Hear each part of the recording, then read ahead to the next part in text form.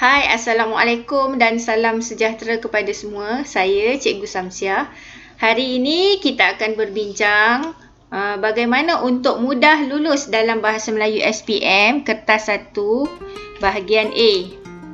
Baik, untuk karangan bahagian A, anda akan dibekalkan dengan bahan rangsangan seperti carta, gambar tunggal, gambar bersiri, ilustrasi, petikan ucapan, dialog dan lain-lain.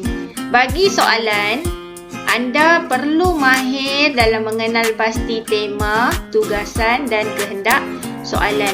Seterusnya untuk karangan A, anda akan dibekalkan dengan 3 atau 4 isi. Selalunya 3 isi lah kan. Okey, cadangan masa adalah 45 minit. Untuk 5 minit pertama, baca dan fahami serta bina dulu rangka karangan. Dan untuk 35 minit yang berikutnya adalah masa anda menulis karangan. Pada 5 minit yang terakhir, sila semak karangan anda. Jangan tidur. Baik, panjang karangan ini adalah mengikut kerangka. Okey, yang akan dibekalkan oleh cikgu anda masing-masing. Markahnya 30 markah. Okey, untuk lulus, peringkat pemarkahannya adalah memuaskan, iaitu 15 hingga 19 markah. Iaitu anda menulis karangan anda, ideanya masih menempati tema, bahasanya masih gramatis. Baik, untuk peringkat pemarkahan yang kedua ialah kurang memuaskan. Pada peringkat kurang memuaskan, anda akan mendapat 10 hingga 14 markah. Okey, yang mana karangan anda dari segi tugasannya tu masih ataupun kurang menepati tema, ideanya kurang ataupun masih ataupun kurang relevan dan juga bahasanya kurang gramatis. Baik. Ya, jadi untuk soalan karangan bahagian A ni, anda selalunya akan dibekalkan dengan, anda akan diberi arahan seperti ciri-ciri, langkah-langkah, cara-cara. Anda juga diminta untuk beri pendapat, memberi huraian kan. Baik, panjang karangan anda untuk bahagian A adalah 200 hingga 250 markah, iaitu anda perlu tulis dalam 5 perenggan. Baik, di sini cikgu tunjukkan analisis soalan dari tahun 2015 hingga 2019 yang boleh anda rujuk. Baik, cikgu bekalkan dengan satu contoh soalan karangan A yang cikgu ambil daripada peperiksaan akhir tahun Maktab Rendah Sains Mara 2019. Okey, cuba kita bincangkan soalan ini. Lihat maklumat di bawah dengan teliti. Huraikan pendapat anda tentang manfaat-manfaat Hari Sukan Negara kepada pelajar. Huraian anda hendaklah antara 200 hingga 250 patah perkataan. Jadi anda dibekalkan dengan satu poster lah di sini, Hari Sukan Negara. Tempatnya dekat pekarangan bangunan Sultan Abdul Samad. Okey, tarikhnya 13 Oktober 2019, hari Sabtu. Ini antara aktiviti yang dijalankan.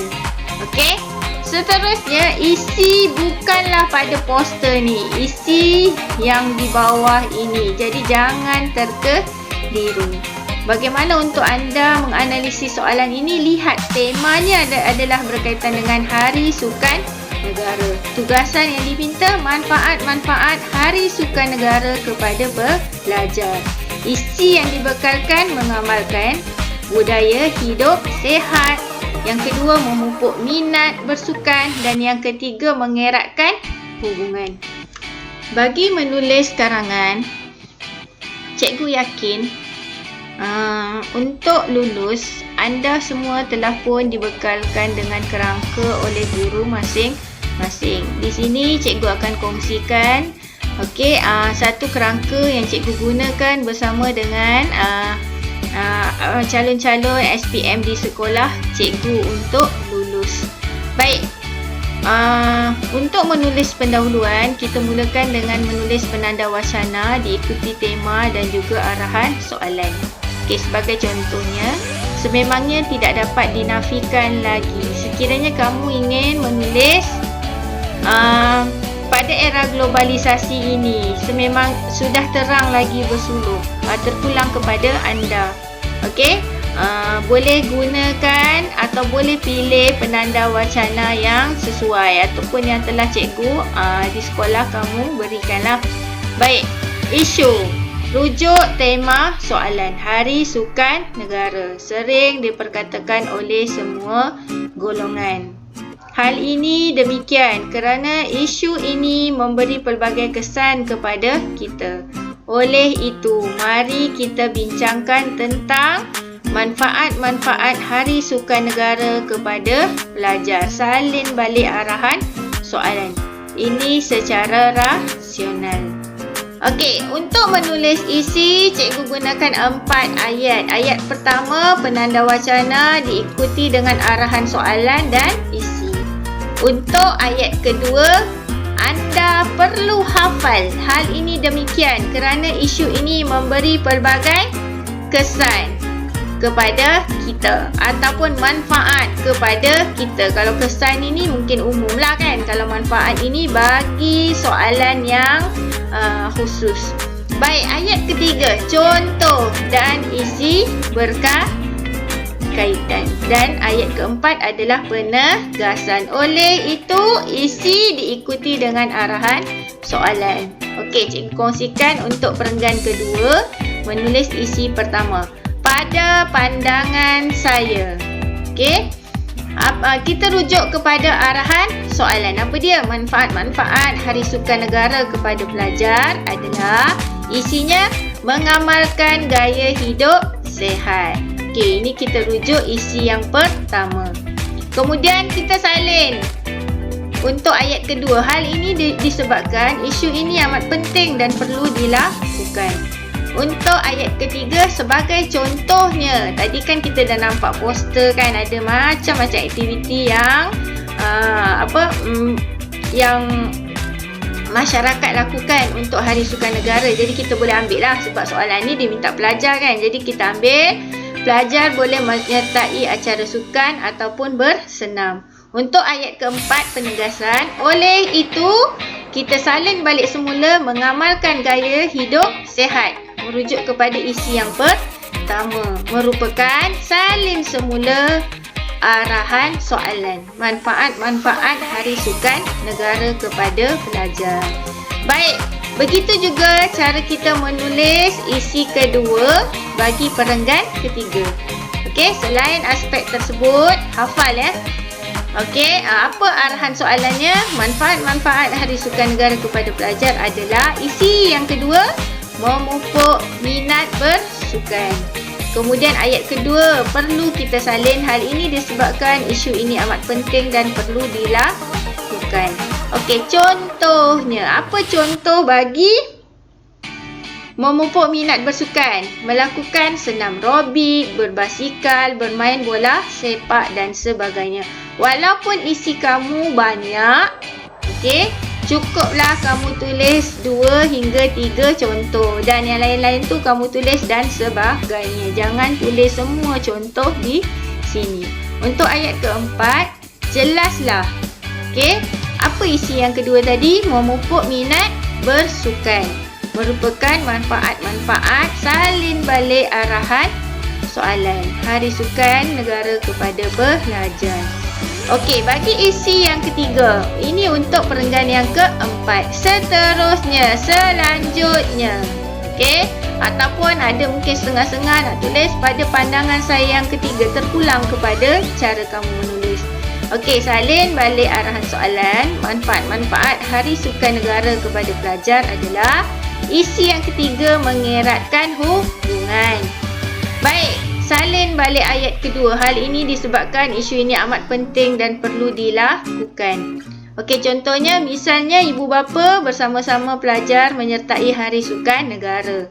Jadi penegasannya, oleh sebab itu, rujuk balik isi yang ketiga. Isi yang ketiga tadi, mengeratkan hubungan, merupakan salin semula manfaat-manfaat Hari Sukan Negara kepada pelajar, iaitu arahan soalan. Bagi menulis penutup, kamu juga perlu hafal. Okey? penutup ini. Cuma tambahkan arahan soalan.